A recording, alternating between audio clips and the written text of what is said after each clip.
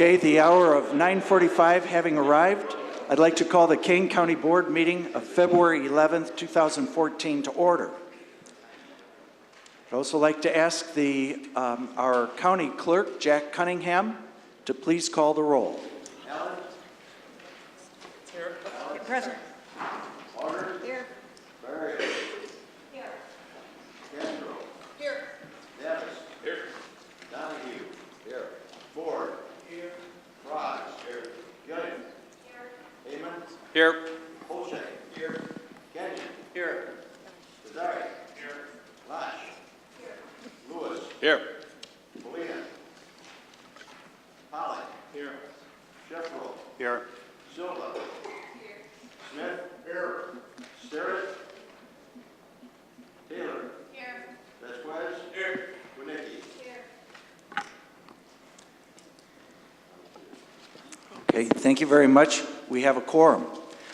I'd like to ask Mr. Shannon Howell, Assistant Head of School for Instructional Advancement at Elgin Academy, along with Mary Beth Whitehurst, a proud parent of a sparkling student at the school, to come to the microphone to lead us in the Pledge of Allegiance. Please stand for the pledge and then remain standing for the prayer.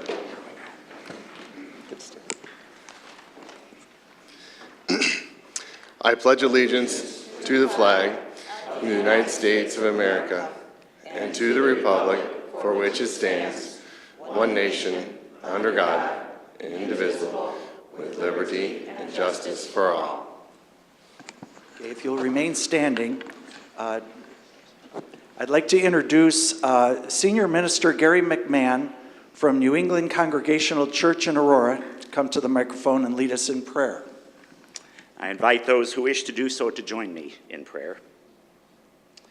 God of the frozen earth and the new life beneath it that bides its time until spring, we come today giving thanks for life in all of its forms and in all of its expressions, the real and the hoped for. We are grateful for homes and offices that keep our bodies warm, for friends and colleagues who warm our hearts, and for meaningful opportunities to make life better for others. On behalf of the residents of Kane County, I offer thanks for this board, poised to do their good work on our behalf. Their effective public service and the prudent manner in which it is done, their stewardship of resources for the good of all, their advocacy for health, welfare, and safety, and their commitment to the well-being of this county's residents is to be commended. Life is more enjoyable for all of us because of their diligent attentions.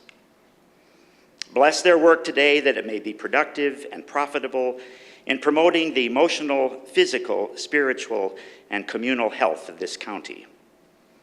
Relegate to the margins all personal prejudice, every individual distraction, and any other hindrance to their good work. For all that will be accomplished today, we give thanks and say amen. Amen. Thank you very much, Reverend. Thank you very much. Okay, next on the agenda, we need a motion and a second to approve the minutes from the January 14th, 2014 meeting. Moved by Ms. Lesh, second by Mr. Vasquez. Are there any thoughts, comments, changes? If not, all those in favor say aye. Aye. Those opposed, nay. Motion passes. The minutes are approved.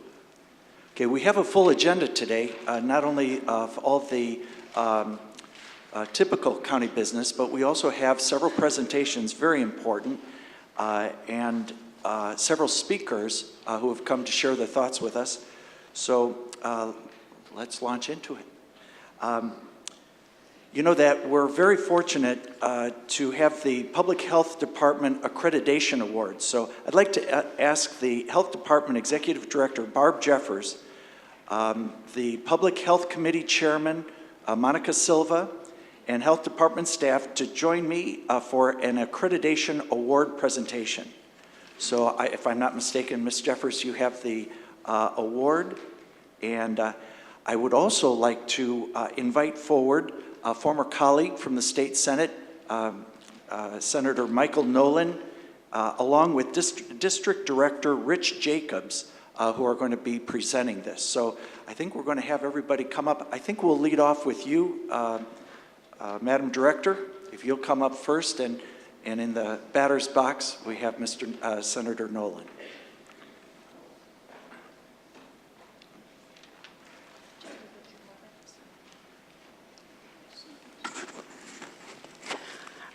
Good morning, Commissioners.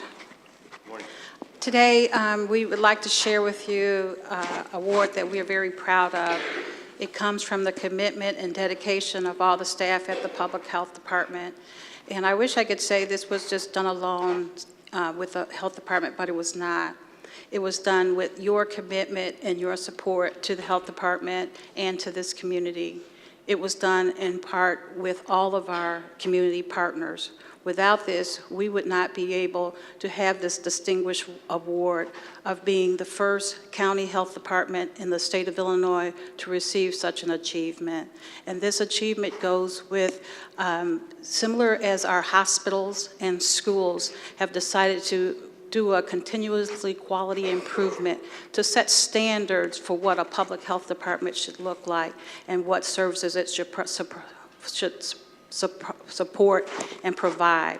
And so we stand here before you today proud and honored to be the first health department in the state of Illinois for the county to receive this distinguished award of accreditation from the Public Health Accreditation Board. And now Dr. Monica Silva, the Chairman of the Public Health Committee, and recovering, you're strong lady. I'm glad your leg's getting back in shape. Thank you, Chairman. Thank you. Good morning to you all. Mr. Chairman, I'd like to thank you for your guidance and leadership.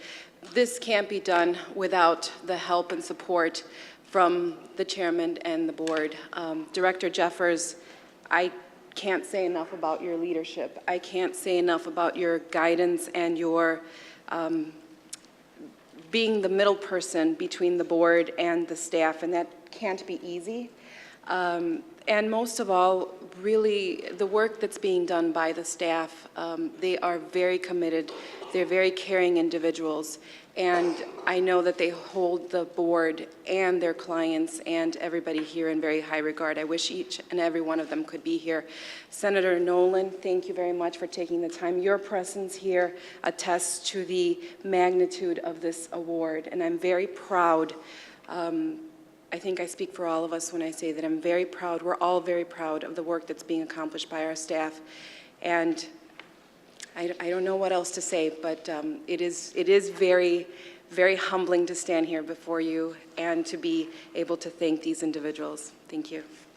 Thank you.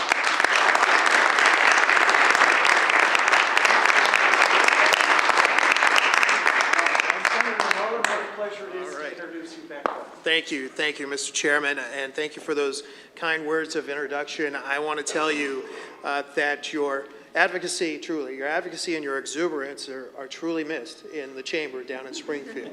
And I want to tell you that I'm so happy that you're happy where you are, okay? Because I know by this, and I'm sincere, because I know by this award and this achievement that things are working well here in Kane County. And I take great pride in my county. I take great pride in this public health department that is providing health care to my constituents. In the 22nd district, I have the northern end of the county. Not just simply making health care more accessible, but making high quality health care more accessible. And we're so proud of you in this achievement.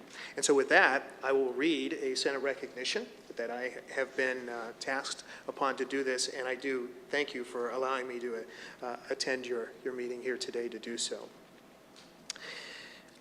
State of Illinois, a Senate recognition. The Illinois Senate of the 98th General Assembly of the State of Illinois acknowledges the Kane County Health Department in recognition of receiving National Public Health Department 5-year accreditation status through the Public Health Accreditation Board, the first county health department in Illinois to reach this status, and joins in the commemoration of the effort, dedication, and hard work that led to success and further commends Kane County, I would say under the leadership of Chairman Lawson, for demonstrating its commitment to providing quality services and better serving the community, offered by State Senator Michael Noland and Senate President John J. Cullerton. Thank you so much. Congratulations.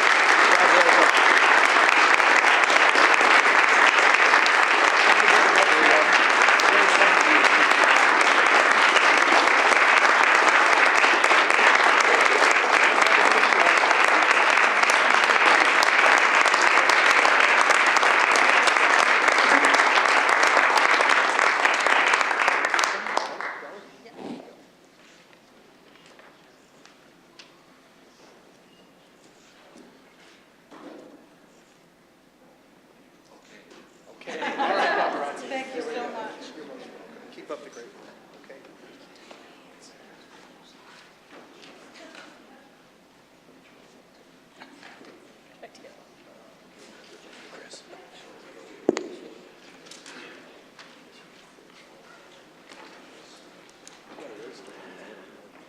Next on the agenda is Resolution 14-20, recognizing the 175th anniversary.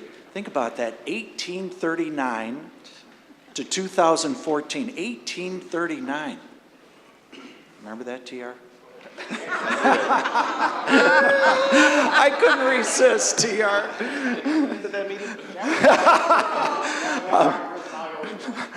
Yes, I'm in trouble. I'd like to ask for a motion and a second to approve this resolution recognizing the 175th anniversary of Elgin Academy. Mr. Chairman, I'll move it. So moved by well, let's see. Actually, by Ms. Castro, second by Mr. Kozarek. We're going to get together and there's going to be a reading of the resolution. But before that, let's see, I'd like to ask the clerk to please call the roll. So let's see. Jack, would you go ahead? Allen? Yes. Larry? Yes. Castro? Yes. Evans? Yes. Donahue? Yes. Ford? Yes. Franz? Yes. Ewing? Yes. Hammond? Yes. Bocek? Yes. Kenyon? Yes. Kazarick? Yes. Lash? Yes. Lewis? Yes. Pollock? Yes. Sheffro? Yes. Silva? Yes. Smith? Yes. Taylor? Yes. Vasquez? Yes. Winnie? Yes. Okay, the motion is approved unanimously. Now I'd like to invite the following to come forward. County Board members Christina Castro, Deborah Allen, Kurt Kozarek, Doug Shefflo, and also I think Joe Heyman.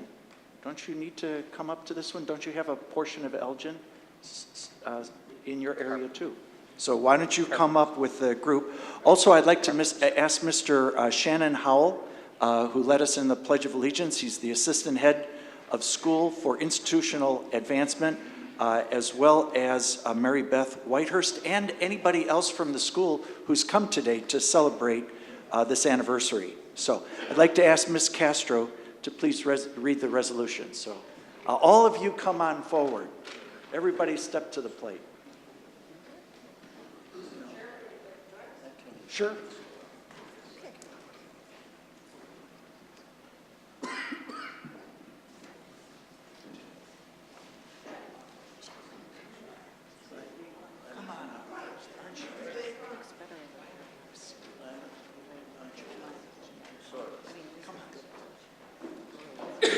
And if there's anybody who I've not called up who represents any part of the Elgin area, please, I am so sorry.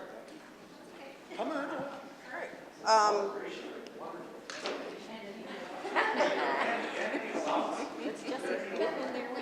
Sell food there, does that count?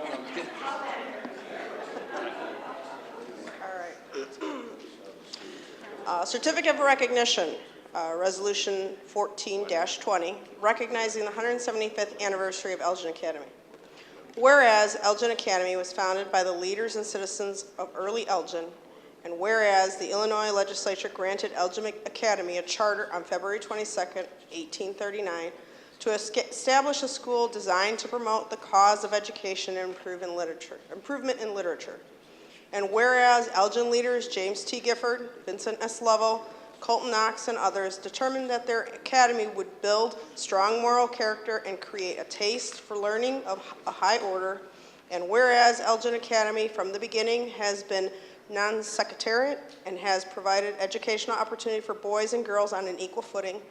And whereas Elgin Academy has furnished Elgin, Kane County, and the global community with dedicated leaders representing a wide variety of business, academic, scientific, and cultural endeavors. And whereas Elgin Academy has served this nation by furnishing over 700 men and women to the armed forces of the United States. And whereas Elgin Academy has become a vibrant center for the arts for the wider community. And whereas Elgin Academy has continuously promoted the course of education since its founding. Now therefore, be it resolved that the Kane County Board hereby recognizes and salutes Elgin Academy on the achievement of attaining its 175th anniversary on February 22nd, 2014, passed by the County Board on February 11th, 2014. Congratulations. Would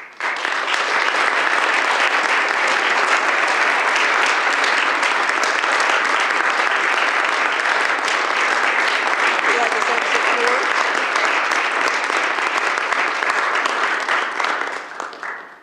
Well, first, thank you. My name is Shannon Howell. I'm the assistant head of school at Elgin Academy, and thank you to the board. Elgin Academy as a community, our board, our families, our alums, and our most importantly, our students are celebrating this momentous occasion. And what I would love to do is to invite all of you out on February 22nd. We are celebrating on campus our 175 years. If you want to see some living history, it is an excellent time to see really a very special piece of the Fox Valley region. It's a very special piece in this country for a school that's as old as we are and has the history that we have. Just to give you a quick idea, on my bookshelf in my office, I have yearbooks from 1904, 1905, and they are open to anyone who wants to come in and see them.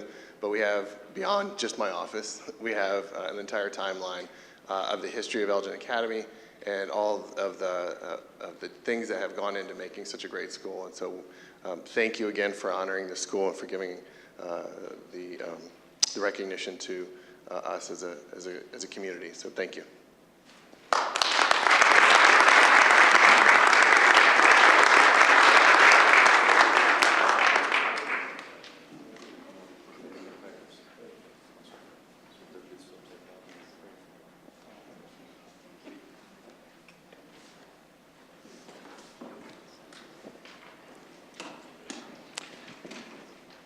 Okay, I believe that Ms. Allen would like to be recognized for a thought, a comment. I would, Mr. Chairman. Thank you for allowing me to speak. This Elgin Academy is not in my district, but it is in my neighborhood. It's a part of the Gifford Park area history district. And I just wanted to say that not only is this a tremendous school, which has produced Elgin's mayors and the children of the senator and many great citizens who have come out of that school, but they're also a good neighbor. They are contributing to the modest neighborhood that I live in. They were willing to keep up beautiful buildings, to put up sensitive fencing. The neighborhood is welcome to stroll on that campus as if it were a college or any other public amenity. And the original Elgin Academy building now houses the Elgin History Society.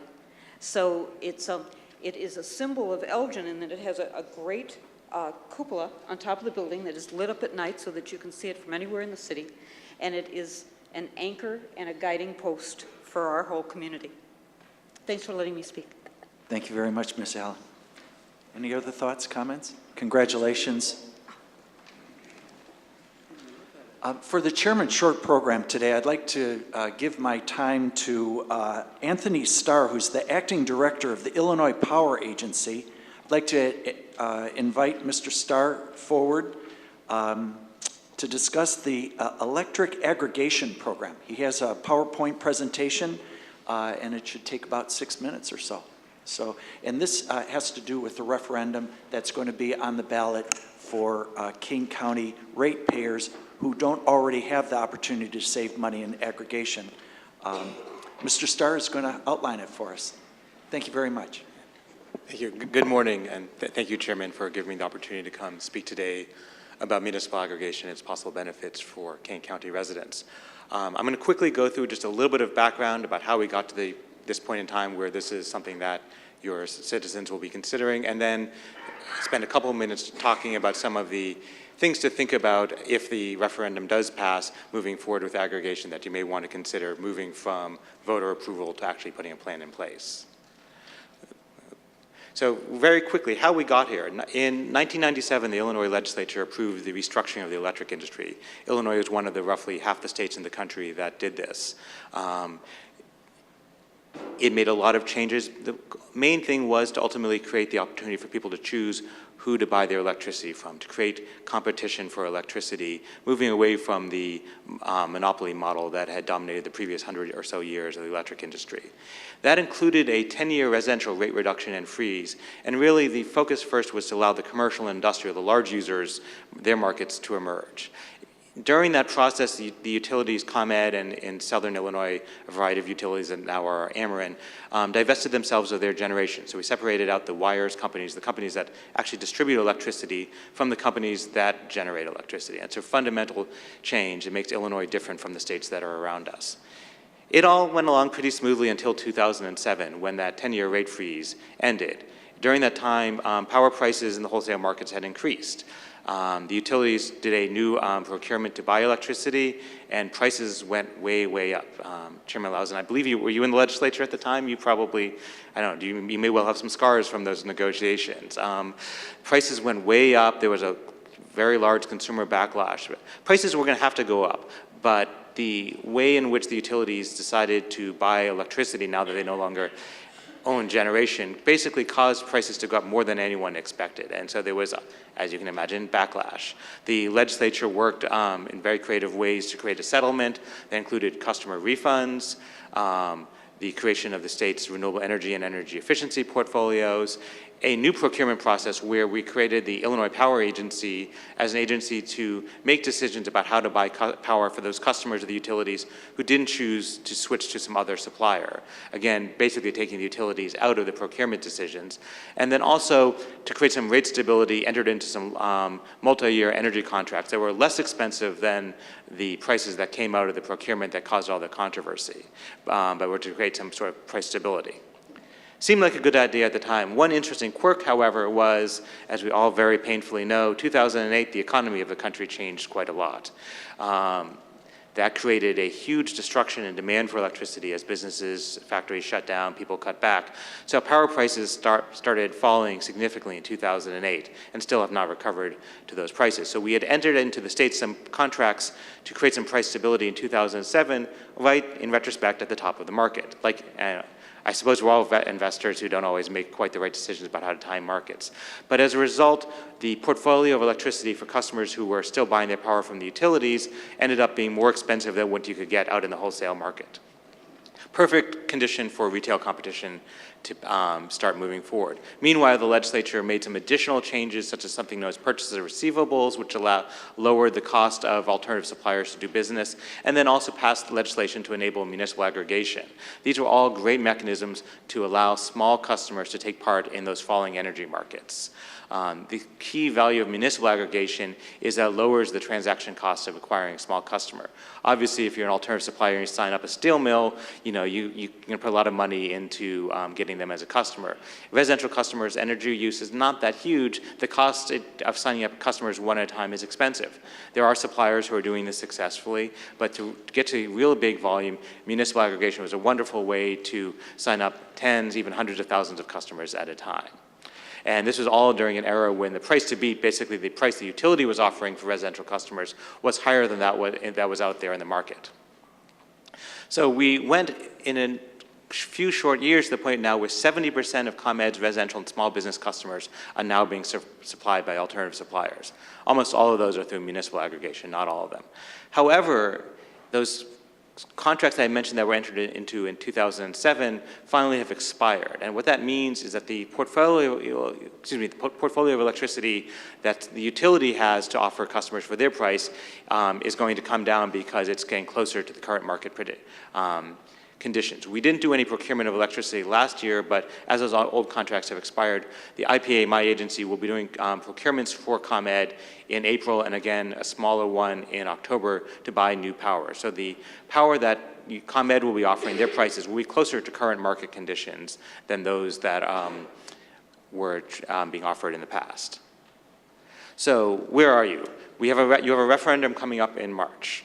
I think this is actually very good timing because we will be doing a procurement in April. By early May, the price that ComEd would offer, basically the price to compare the alternative price if you did not aggregate, will be known. So you're in a good situation in terms of having the referendum pass, moving forward for your actual procurement of electricity to know what you're comparing to.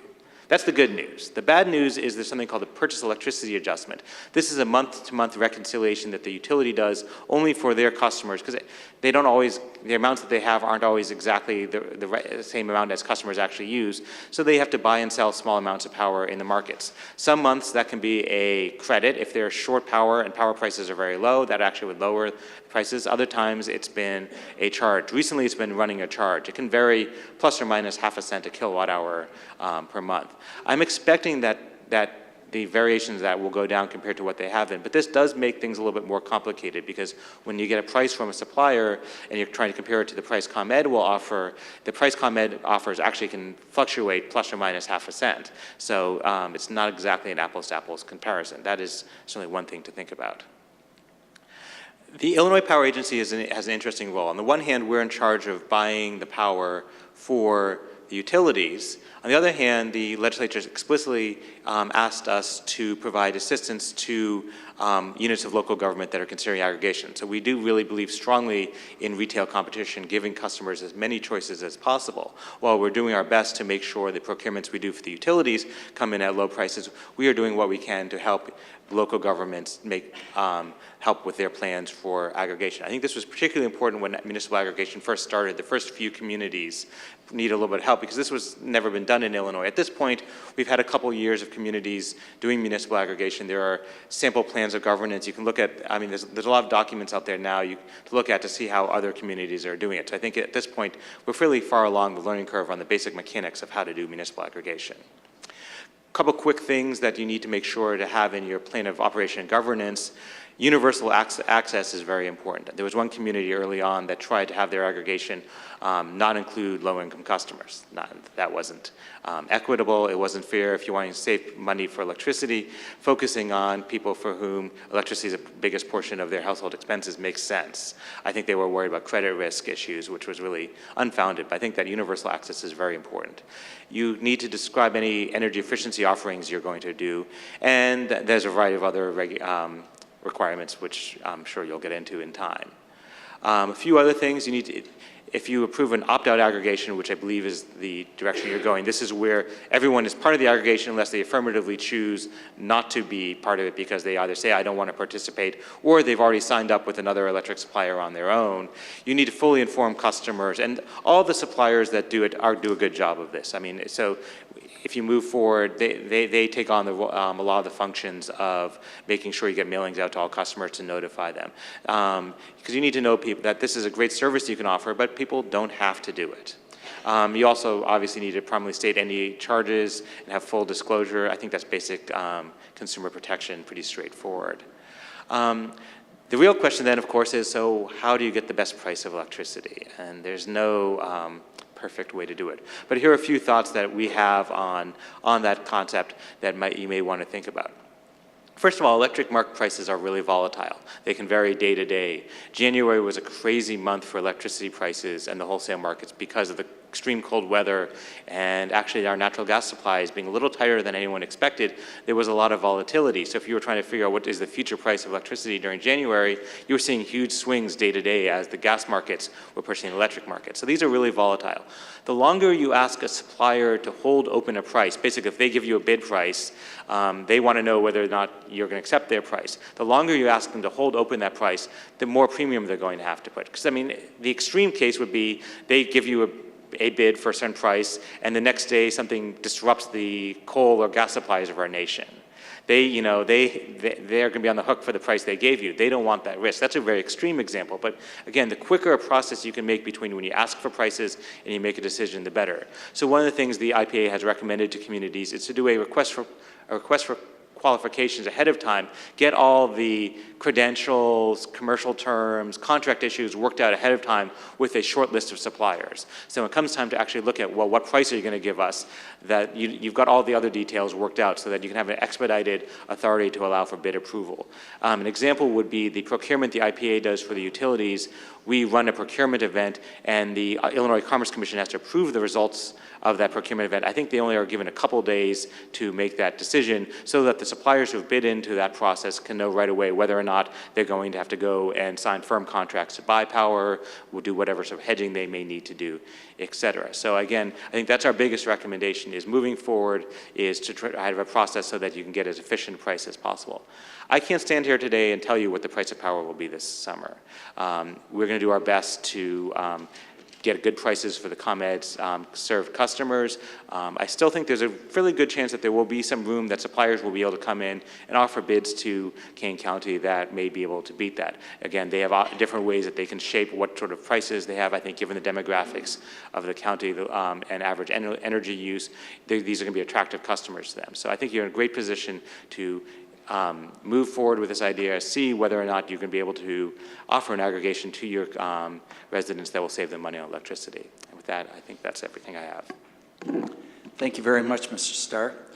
We appreciate your generosity to not only share your time, but also your expertise. I would also like to ask our partners in the press to describe the opportunity to, for our citizens in Kane County, ratepayers, any questions that you might have. If you don't mind, sure. If you can describe this, when people go to the ballots, go to the voting booths, they won't go in cold and they'll have some preparation. On our staff, we have Ken Anderson, who has written material that he's happy to share. This effort's been very ably led by board member Kurt Kozarek, who's chairman of the Energy and Environment, all the people who serve on that committee, as well as people who have supported it on the rest of the board. We have been approached by consultants and alternate suppliers who want to campaign on behalf of this, and we have politely but firmly declined any of that kind of assistance. So it's just going to be a public information program. Only after we're given permission would we then bring everybody to the table, no explicit or implicit obligations to someone who had gotten to the place a little sooner. So it's in the hands of the voters now on March 18th. Thank you very much, Mr. Starr, for taking your time and expertise. And good luck with your very substantial responsibilities in the state of Illinois. Okay, now we have speakers on agenda items. Today we have 3 speakers. The following have signed up to speak. I'd like to ask those to come forward to the microphone. If you would state your name and address for the record, and if it would be okay, if you could, your comments could be 3 minutes or less, that'd be great. Jennifer Milano, would you come forward? Jennifer Milano, on ComEd proposal, power lines through Kane County. Okay, so Sue McMahon. Sue, we greeted you this morning when you came in. Thank you very much. You also brought your cheering section with you today from Bowes Creek homeowners in Elgin, and you're going to be addressing the ComEd proposed power lines through Kane County. That's resolution 14-22. Thank you very much for coming. Good morning. My name is Sue McMahon, and my address is 1004 Riviera Drive in Elgin. And I am addressing the board this morning on behalf of myself and the residents of Bowes Creek Country Club in Elgin. First of all, we would like to thank you for filing a petition to intervene in opposition to the ComEd Gateway project as proposed in its present configuration. This project is proposed by ComEd to the Illinois Commerce Commission in December of 2013 will run through Kane County and our subdivision. We believe that an alternate route should have been presented, or that ComEd should be required to bury the cable along any populated areas, such as through Bowes Creek. Our main concern is home devaluation.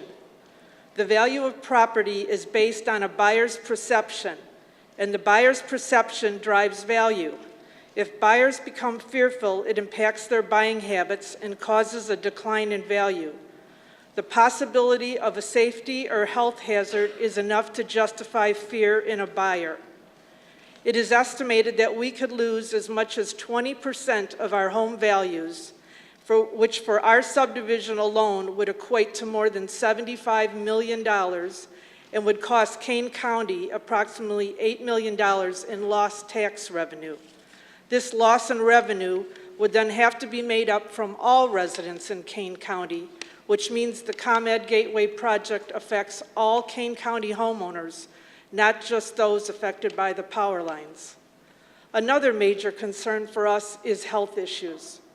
Bowes Creek consists of 2 developments, Active Adult for anyone over the age of 55, and the Masters, which consists of young families with children. There is a growing body of evidence indicating that long-term exposure to above-ground power transmission lines has an adverse effect on the health of people that live near these lines through exposure to EMFs, which is electromotive force, also known as voltage. ComEd's Gateway project involves running 345,000 volt transmission lines through Bowes Creek on overhead lines.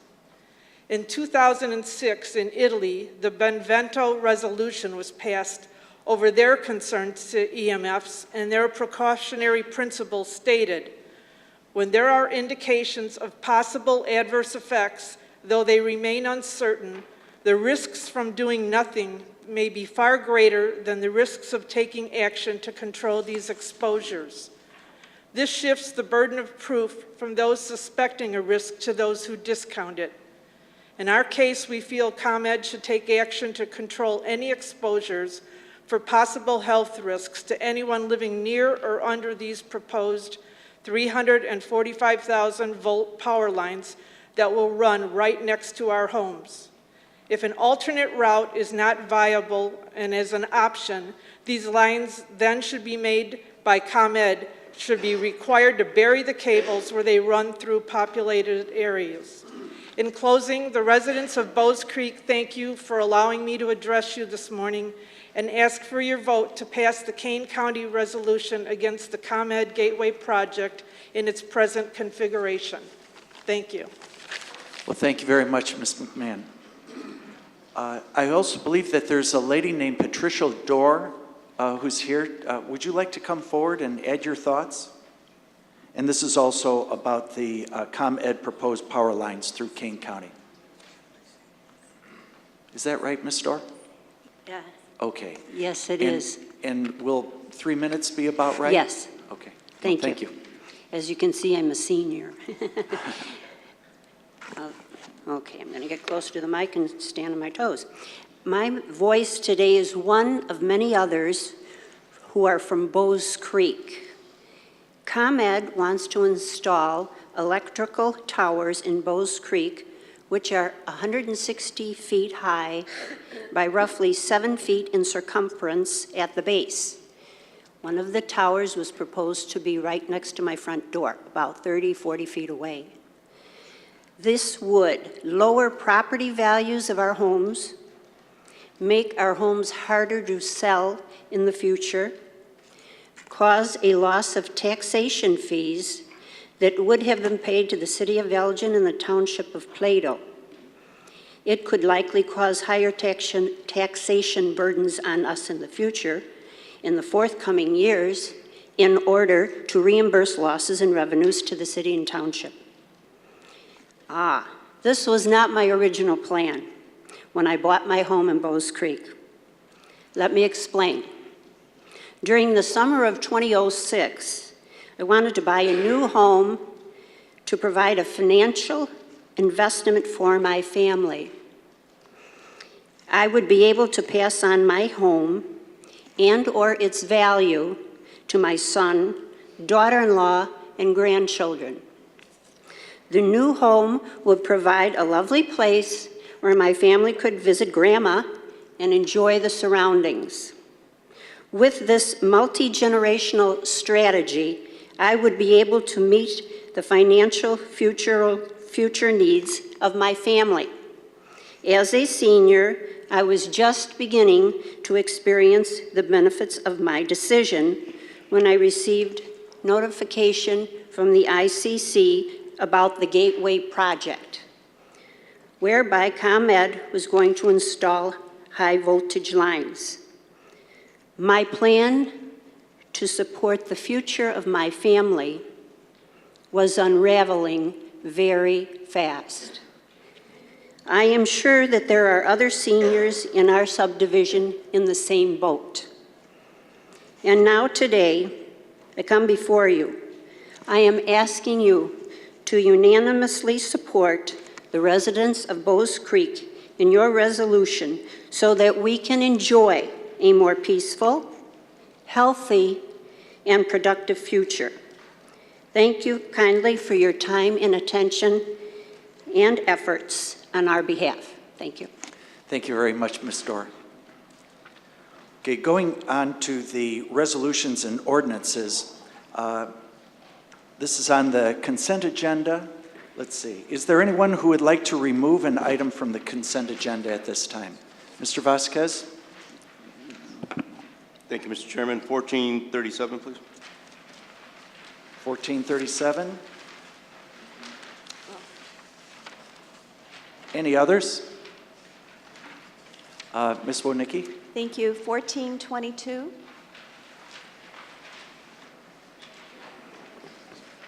Okay, 1422. Okay, others? Mr. Shefflow? 1425 and 1440. 1425, and did you say 1440? 40, yes. Sorry? 40, yes. 40, okay.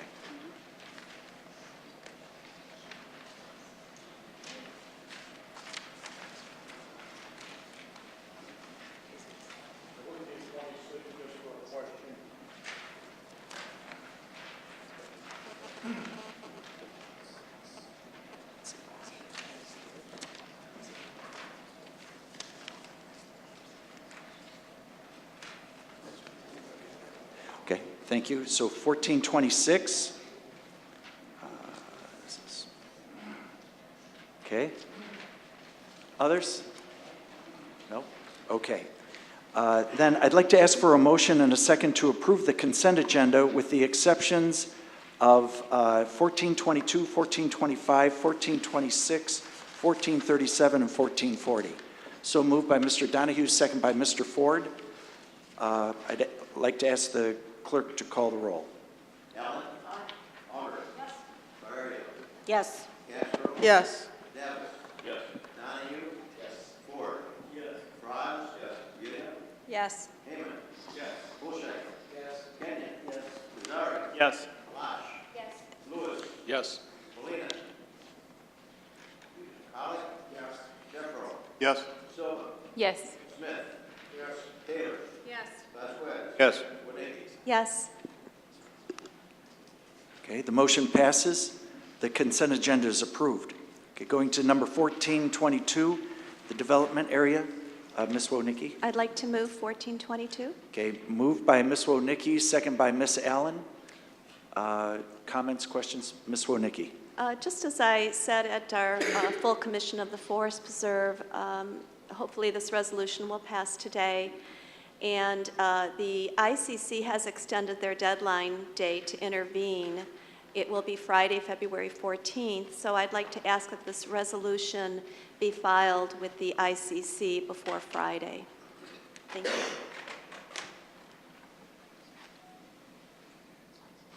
Okay, thank you. You know, if these requests are made before we come into the meeting, then I can find out, well, how quickly does it take us to turn around?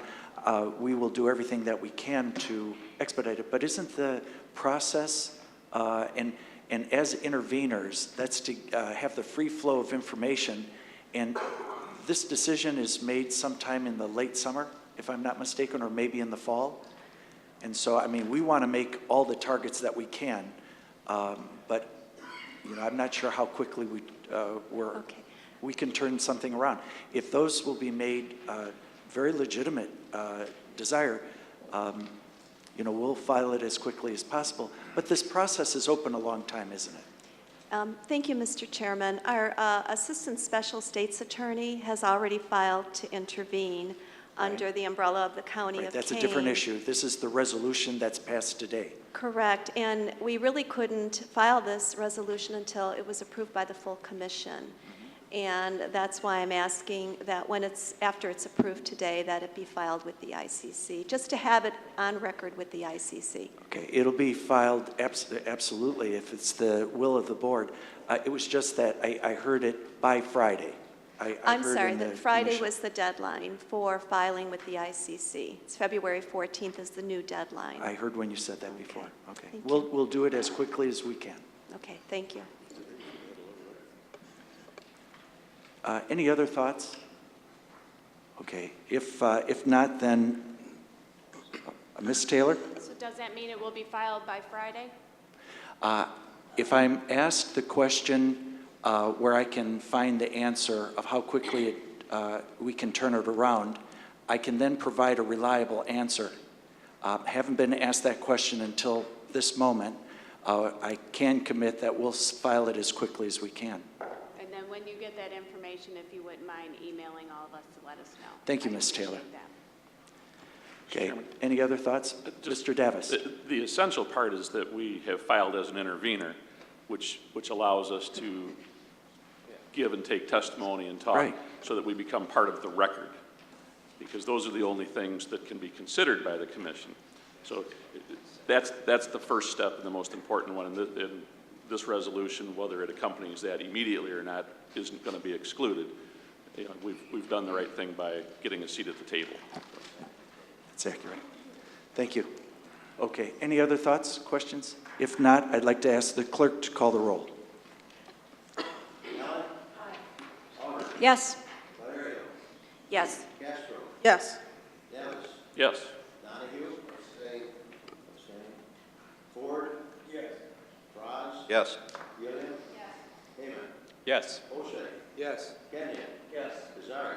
Yes. Losh. Yes. Lewis. Yes. Pollock. Yes. Sheffro. Yes. Silva. Yes. Smith. Yes. Taylor. Yes. Vasquez. Yes. Domecki. Yes. Okay, the motion passes. Thank you very much.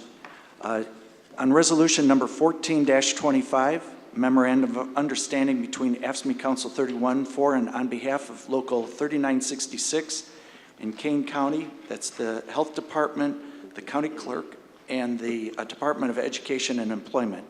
Mr. Shefflo, I believe that was yours. Would you like to move it, or would you like me to call for someone else to move it? Go ahead and call for it. Okay, Ms. Castro moves it. Mr. Kazarek seconds. Comments, questions? I'm going to vote no on this resolution, and it's not a reflection of the employees that work in these departments or the negotiations that the chairman has led and the committee and our attorneys. If you will recall, or if I recall correctly, we paid $1.5 million to the IMRF last year as a down payment on a shortfall that we have, which I believe is in the $15 million range. So my no vote it relates to the state of Illinois in general.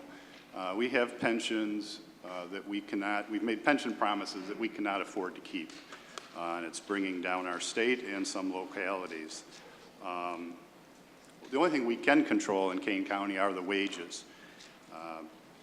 And also, if I'm correct, with every wage we pay, we match it at a 17% as the county contribution toward at least that's true as to the IMRF. We have Tier 1 employees who might be 4 years out from retirement, and this is going to be a 9% pay increase for those employees, and well-deserved, no doubt.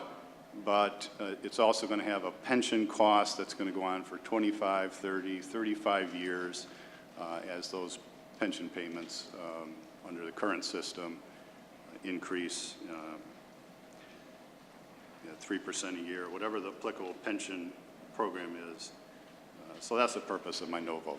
Thank you. Thank you very much, Mr. Shefflow. Thank you very much for sharing your thoughts with us this morning. There were a couple of, the 15 million pension obligation is actually between the two plans that we have. It's a 29 million. So, I mean, your point is still the same, that it's a big number. Now, when you mentioned the 9%, I'm not familiar with that figure because the agreement that we have is 2% this year, 2% next year, 2.5% the following, and 2.5% the following year after that. So 4-year agreement, 2% each of the next 2 years, 2.5%. And some of those costs to the county taxpayers are being offset by adjustments that the employees are making on payments on the health insurance. So now the 9%. The 9, I'm just adding the 2, 2.5, 2.5. I see, over the 4 years. Now I understand. In general, as to the increased health insurance costs, I think if you talk to most voters, they're having increased health. Everybody has increased health insurance costs. I understand better now. Thank you.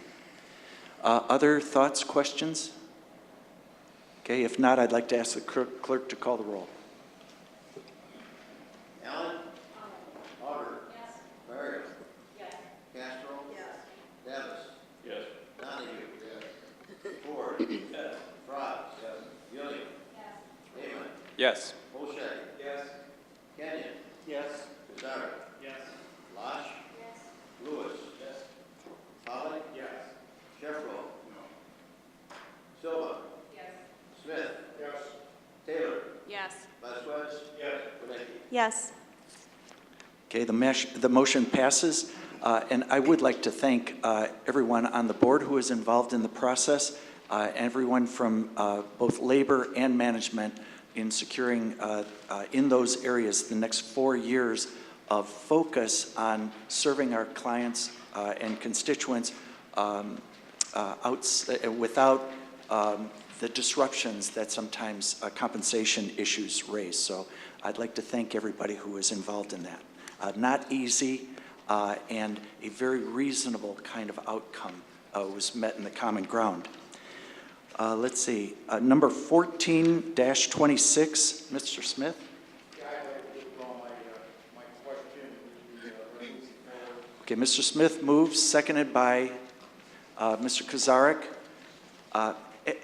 Please forgive me for, Carl, you know, so that people on the board who might not know you, the person who has worked with AFSCME and is working with the PBLC is Carl Tonnenberg. Maybe everybody knows him, but I would like you, thank you very much for coming this morning and for your good work. Okay, I'm sorry. The second, I believe, Mr. Kozarek. Any questions or comments on this item? If not, I'd like to ask the clerk to call the roll. Allen? Auger? Yes. Barrios? Yes. Castro? Yes. Davis? Donahue? Ford? Frye? Gilliam? Yes. Heyman? Yes. Bochet? Yes. Kazari? Yes. Losh? Lewis? Yes. Pollock? Yes. Sheffrow? Yes. Silva? Smith? Yes. Sarah? Taylor? Yes. Vasquez? Yes. Wadecki? Okay, the motion passes. Okay, number 14-37, Mr. Vasquez. Mr. Chairman, I'll move this resolution. Motion moved by Mr. Vasquez, seconded by Mr. Ford. Any comments, questions? Thank you, Mr. Chairman. I just pulled this out of the consent agenda for the reason is that last time I voted against it. I still think it's a wrong thing to do, take remote money to fund operational needs. So therefore, I wasn't comfortable in voting in favor of it, and I wanted to just reiterate that statement. Thank you, Mr. Vasquez. Other thoughts, comments? Mr. Davis? I would just say that I remember when we started with this concept, it was going to be 2 people on a 6-month contract, a coordinator and an assistant part-time. And I said at the time, and I still think the concept is a very good one. In fact, I've talked quite a bit about community outreach lately myself. You asked Mr. Cunningham. But what I looked for in that at the time was that we have a definition of the role, some measurable parameters, and some more input so we could really look at it and determine whether it was making the progress that we wanted or not. And that element still seems to be missing, so I still have that concern in this. Thank you. Now, you realize that this motion is, as it's been described in Finance and Executive, it's not about the concept, which you agree with, but it's about the bookkeeping entry of whether it comes out of contingency fund, which it could continue to, or out of the permanent line item. You're aware that that's what the nature of this is. It's not I know, but resolution. it seemed to make it ripe for discussion, and we're talking about 2 positions now. I mean, we're referencing 81,000, but if we fill both, we're talking about over $160,000 being spent, and the only measurable, criteria that we've heard so far is 1,000 likes on Facebook, and that seems to be a very expensive approach to something that, and I'm not sure still exactly what the finish line is, where we're trying to go with this. And I think it needs to be fleshed out further before we spend the money. Well, thank you, Mr. Davis. We do have a $250 million operation here. We have no lobbyist, no need. We've saved money in that area. I would ask you to put the pluses with the minuses. We don't have a public relations person in the chairman's office, which was a tradition. We have saved this amount of money in multiple areas, and I think you've attended meetings when we've gone over those kinds of things. And one of the things that is very helpful is if all of the board members can participate in the different constituencies. For instance, we have the junior Kane County Board meeting, the first workshop that's going to be taking place with young leaders, high school and junior college, that's coming up on February 27th. I would ask different members if they have brought forward students to participate in what we're doing together, and that has been approved by overwhelming votes by the board as a whole. Mr. Davis, have you brought forward any students who will be members of the junior Kane County Board? I have put the request out, but I have not had a volunteer so far. Okay. It'll be a really good experience, I believe, for your constituents. Any other thoughts, comments? I just have a question. I understand this motion is on an accounting adjustment, but is the source of this funds the riverboat? I believe that half, let's see, is Joe Onsick? I believe that half is riverboat and half is grants. Can I vote half yes and half no? Mr. Onsick, what's the source? The source of this entry is riverboat. So I that's voted against this last time because of that, so I have to stay consistent this time. Well, but no, because you don't want the riverboat. Riverboat funds. I understand. I don't have a problem with the program, but it's the source of the funding. I understand. Thank you. Other thoughts, comments? Okay. With that, I'd like to ask the clerk to call the roll. Allen. Unger. Yes. Murr. Yes. Yes. Yes. Yes. Castro. Yes. Davis. No. Donahue. No. Ford. Yes. Franz. Yes. William. Yes. Heyman. Yes. Olszak. Yes. Kenyon. Yes. Kazari. Yes. Losh.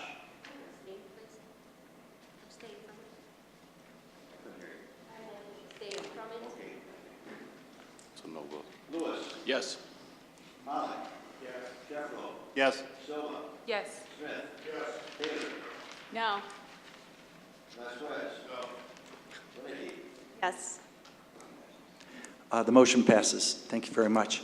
On Resolution 14-40, Mr. Shefflo? Yeah, I'll move that. I'm sorry? I'll move. So Mr. Shefflo moves it. Is there a second? Mr. Hoshite? Mr. Shefflo? For comments, questions? Yeah, I just wanted to add a comment on this. It's the same basic comment in terms of pay increases are long-term pension increases, long-term increases to pension deficits.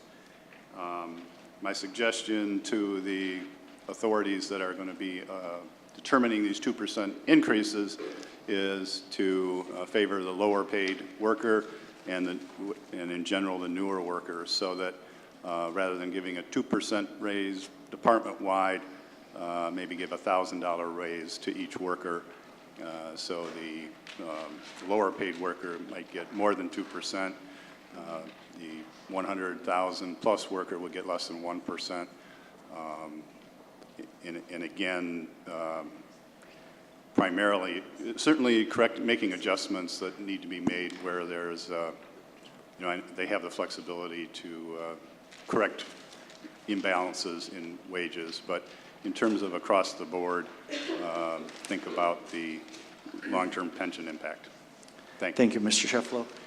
Mr. Hoshait, did you want to, if I understand correctly, especially the funds in this resolution to non-union salary increases, that there is the flexibility to the department heads to base? The department head would have the flexibility to do what Mr. Shefflow's indicated, or also provide adjustments based on merit as well. So it's different than a union contract, which requires across-the-board pay increases that have nothing to do with merit.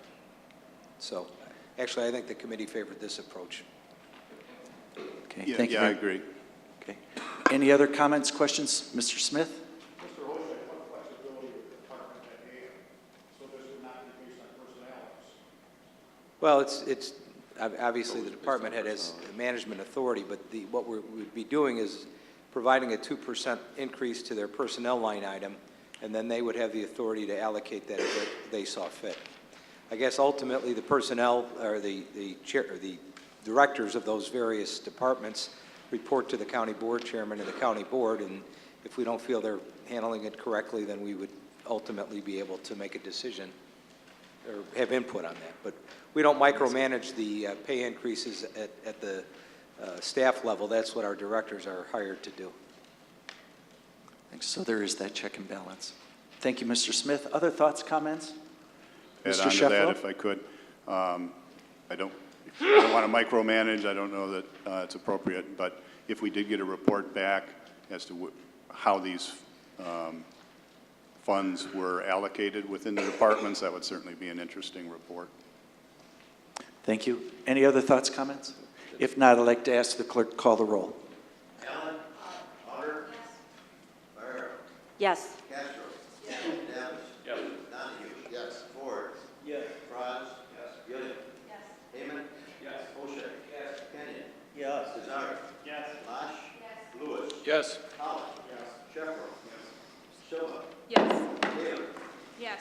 Vasquez? Yes. Winnick? Yes. Smith, yes.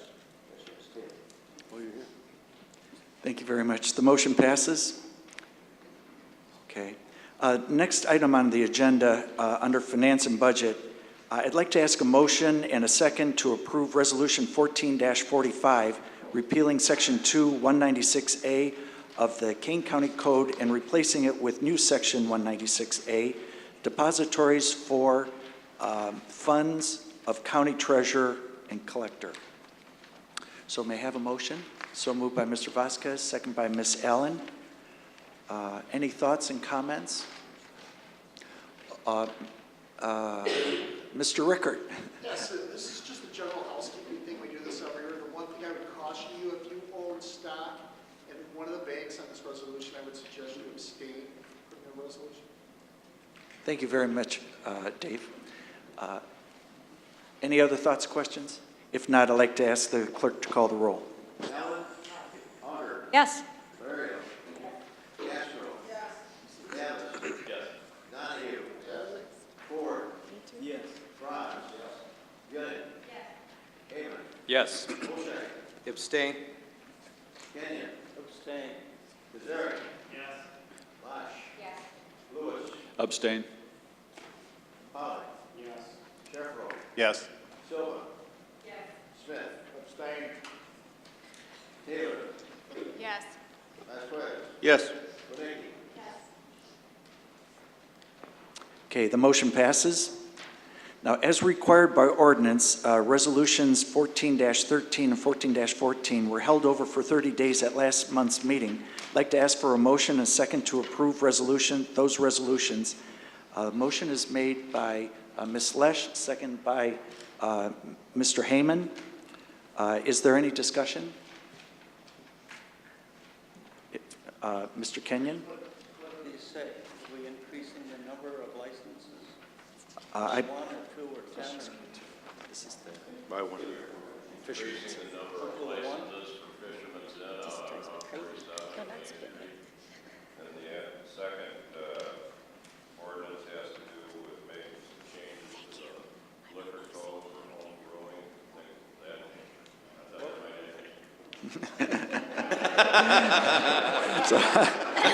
Okay, now that we've secured your support, okay. Okay, we have the motion and the second. I'd ask the clerk to call the roll. Allen. Hubbard. Yes. Farrell. Yes. Castro. Yes. Davis. Yes. Donahue. Yes. Ford. Yes. Frye. Yes. Gilliam. Yes. Heyman. Yes. Boucher. Kenyon. Yes. Lazar. Yes. Bosch. Yes. Lewis. Yes. Holly. Yes. Sheffield. Yes. Silva. Yes. Smith. Yes. Taylor. Yes. Bosworth. Yes. Yes, thank you. Okay, the motion passes. Before we move out of the business that came to us from committees, I would like to ask Vice Chairman Drew Fraz to give a report that was given at executive, also in transportation. You know, I used to say that snow is pretty. Now I say snow is pretty expensive. So, Mr. Fraz? Yeah, as I said in exec, this year is payback time for all the mild winters we've enjoyed lately. So this is just a quick update on KDOT winter operations. As you know, it's the #1 item in the news lately. It's been a challenging season, especially compared to the recent winters where we've enjoyed savings on our salt and so forth. KDOT operates 20 routes on our county highways maintained by 29 trucks and obviously 29 drivers. This year, for example, as of yesterday, we have been out 62 times. That compares with an average entire season of 50 and last year's entire season of 19. So obviously there's a lot of time being put in. We're in a lot better condition than many of the news reports about some of the municipalities. We do have plenty of salt so far. Our salt usage so far this year is 10,400 tons.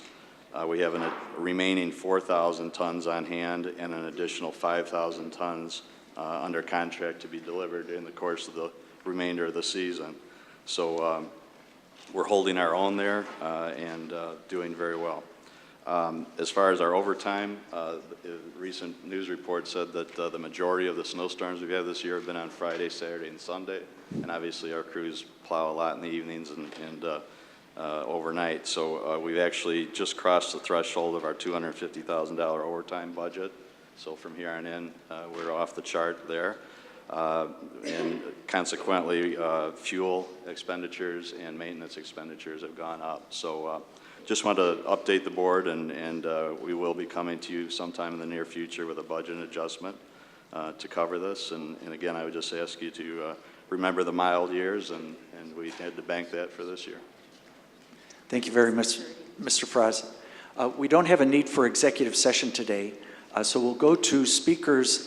Actually, before we go to speakers on non-agenda items, may I have the consensus or permission of the board to invite a lady who's come on the agenda item, and I didn't realize that she had requested to speak, but Linda Schramm, would you like to come forward? Well, first of all, is it all right with the board if we allow Ms. Schramm, who's taken all this valuable time, to come to speak on the agenda item of the Commonwealth of Edison? Mr. Kenyon? I just want to comment and praise our transportation people for the excellent job they've done.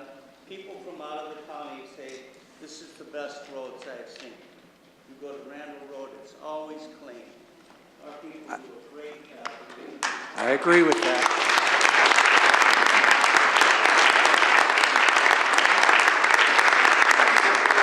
Thank you, Mr. Kenyon. May I have permission to move forward on the guest who's asked to speak? Ms. Auger? Thank you, Mr. Chairman. Before we do that, may I remind everybody of the Kane County Legislative Breakfast, which is Friday, February 28th at 8:30. All the county board members are invited, and all the departments are welcome to set up a table to invite all the legislators to come and speak with them. Okay, thank you, Ms. Auger. We also have 4 speakers on non-agenda items who we're going to ask to come forward. Ms. Schramm, thank you very much, and thank you for coming today.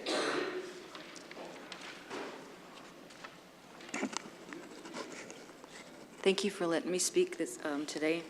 I'm just speaking about the Plato Center area, the Marehead Springs. It was on ComEd's original map last summer to go down the railroad tracks through Plato Center with their high voltage lines and towers. And these calculations were done by an engineer at Fermilab here in Batavia, that the entrance to the Marehead Springs is only a half a mile, which he had calculated there would be approximately 3 towers by the entrance, and also going through the farm fields would be approximately 2.5 miles. So I understand that it's mandated, ComEd is mandated to go the least expensive, shortest route, which would be the railroad tracks. And since that was on their original map, that's what they had originally wanted. I was told by, I had a phone conference with Mike Great some months back, and he said that it was on their original map last summer when they were doing the open houses, that they wanted to go down the railroad tracks through Plato Center. They also own easement property right through Plato Center there.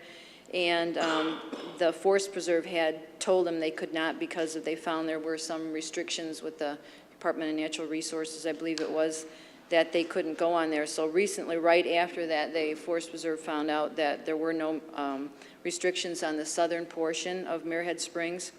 And I speak for many landowners in the area of Plato Center. Some of them had been to the meetings and expressed their opinion. They would like it also to go down the railroad tracks, which ComEd wants, and it also would be in the Forest Preserve's best interest. I've passed around, some of the people have gotten this map, which I'll pass around, showing that the calculations were done by the engineer, showing that if they would go through the farm fields, there would be approximately 16 towers, which would be basically fencing in the whole southern portion of the Marehead Springs on the east side, the south side, and the west side. It would literally come right on their borders. And so it would take away the whole panoramic view, because when you come in, you face the south, and they would be seeing nothing but 165-foot tall towers all around the Forest Preserve. So the least damage to the area would be going through the entrance, which ComEd could put that underground. Over here at Fermilab on Pine Street, right off of Kirk Road, they did put their high voltage lines underneath the ground at that entrance on Pine and Kirk. So it would be in the Forest Preserve's and ComEd's best interest, and all the landowners' best interest to do it that way. And so also the Mareheads have land over in here. They're my cousins. They sold some of this land right here. They sold this to the Forest Preserve. They own additional land that right now is in the APRO's primary route. They've submitted paperwork and emails to the board. They did not want their land to have, the high voltage lines and towers through it either. So they sold the land, and now they're proposing to put, towers back through their other land again, which is not a good idea. So anyway, I just, wanted to stress the fact that virtually a half a mile right by the railroad tracks. A lot of people think the Forest Preserve, it's all one big piece of land. It is not. It's divided by Bar Road back here, Rorson Road here. Rorson Road is just a sleepy little country road. Hardly anybody lives on that road. And the railroad tracks go through there. So there's 2 different triangles of land where the towers and lines could go right down the railroad tracks there. And that would be the least amount of damage. So thank you for letting me speak. Thank you very much, Ms. Schramm. Okay, next on the agenda are speakers on non-agenda items. Let's see. I believe that we have 4 people signed up to speak in this area. I'd like to ask the following to come to the microphone. And when you come forward, if you'd state your name and address for the record, I'd appreciate it. Let's see, Kelly Danina, Dadina, is it Dadina? Danina. Danina. And is Jerry going to come with you, or does Jerry have separate thoughts? No, he can come up. Okay. So, Too shy. okay, Kelly and Jerry Danina from Hampshire. Our This address- is- And this is regarding Ann's Kennel. And would 3 minutes be sufficient? Yep. My name is Jerry Dina. This is my wife, Kelly. I just want to read a statement about a petition that's going to be coming up for vote next month. It's petition 4309. It is to allow a dog kennel to operate on Thurno Road in Hampshire, Illinois. I ask you to take the time and study the documents that are available to you and even travel the location to see where this kennel is going to be. I ask this because yesterday the Development Committee voted 4-2 in favor of the kennel, with one person missing. This was not a unanimous vote. At the Zoning Board of Appeals meeting, they voted to deny the dog kennel 3-2. It was said that because the vote was not unanimous, the Development Board would not automatically follow the Zoning Board of Appeals denial of this petition. I ask the same thing of you. The vote of the Development Committee was not unanimous, so please do not automatically follow the approval from the Development Committee yesterday. I was told, it was said at the development meeting, I was not there, I had to work yesterday, so I was not there, but I was told at the meeting, if the kennel was denied, it would be inconsistent to the approval given to other kennels. I would think that every situation would be voted on based on individual basis, not just because of the other kennels that were approved. Every private landowner on the road opposes this kennel. In fact, everyone went to a meeting or wrote a letter that was read to either the zoning board or the development committee meetings. Thurno Road is a narrow gravel road that cannot support the increased traffic, and the blind curves are a safety issue. In fact, yesterday, the Rutland Road Supervisor addressed the development committee and asked that who was going to pay for the increased maintenance on the road because of the increased traffic. He stated he did not have it in his budget, and this would tear up the road. Jay Schultz is his name. My wife and I will be at the next meeting and address the committee again regarding ours and the rest of the owners' opposition to this dog kennel. It was also said at one of the meetings that the landowners, which is Kelly and myself and the other ones, are afraid of the unknown regarding the dog kennel. We are not afraid of the unknown. We are afraid of the known. Like it was said with the ComEd, we are afraid our property values are going to decrease, increase traffic. Someone said kennel will be better than having cattle on that land. We grew up in agriculture. I would welcome cattle on that land.